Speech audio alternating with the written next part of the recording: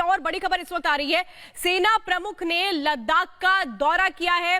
सेना प्रमुख की ओर से जवानों से मुलाकात की गई है, बॉर्डर के हालात को समझा गया है। और इस वक्त आपको बता दें कि लद्दाख में जिस तरह की स्थितियां बनी हुई थी, भारतीय सेना चीनी सेना आमने सामने आई थी और उसी के बाद तनातनी के बीच इस वक्त दौरा किया जाना सेना प्रमुख का कई लिहाज से बेहद महत्वपूर्ण।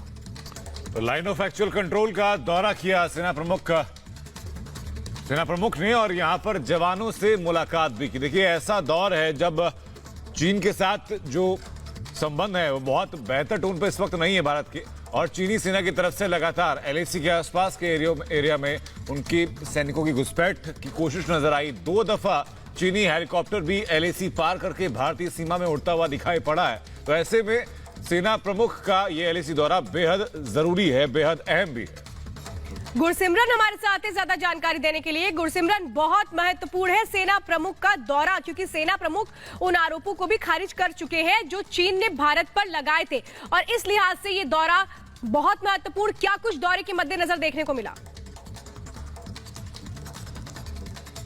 जी, बेहद महत्वपूर्ण दौरा जो कल आर्मी चीफ जनरल नरावने की तरफ से किया गया, और बेहद महत्वपूर्ण इसलिए भी है क्योंकि लाइन ऑफ एक्चुअल कंट्रोल पर जिस तरह चीन के साथ परिस्थितियां बनी हुई हैं और लगातार चीन जो है वो भारतीय टेरिटरी में दखल देने का प्रयास कर रहा है, उस बीच ये बेहद महत्वपूर्ण दौरा है। बताया जा रहा है कि कल दोपहर जो है जनरल नरावने लद्दाख पहुंचे थे, जहां पर हेडक्वार्टर्स में उन्होंने लगातार सभी वरिष्ठ अधिकारियों से ब्रीफिंग ली कि किस तरह लाइन ऑफ एक्चुअल कंट्रोल पर सिचुएशन है और किस तरह अपनी जो सीमा है उसको गार्ड किया जा रहा है।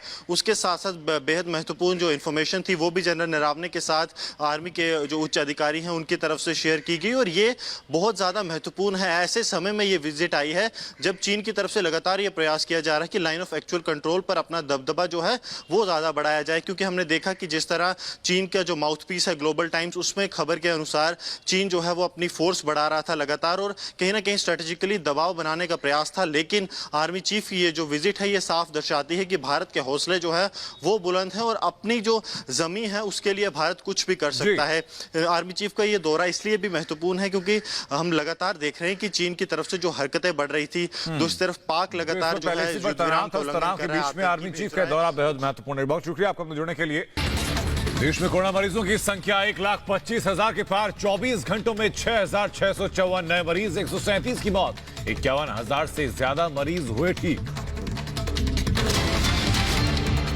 राहुल गांधी ने प्रवासी मजदूरों पर जारी की अपनी डॉक्यूमेंट्री।